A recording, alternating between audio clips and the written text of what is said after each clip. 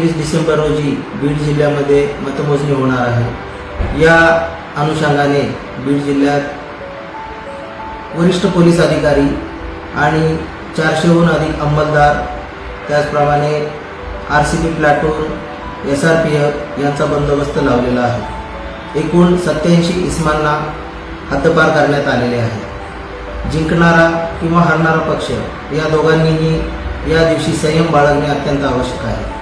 कोणतेही दुष्कृत्य किंवा कायद्याच्या विरोधातील कृत्य करण्याचे टाळावे। या दिवशी कोणत्याही गटाला अथवा समुदायाला विजयी मिरवणूक काढण्याची परवानगी देण्यात येणार नाही। तरी प्रत्येकाने संयमाने आणि जबाबदारीने वागावे हीच पोलीस प्रशासनातर्फे सर्वांना सूचना आहे। जय हिंद।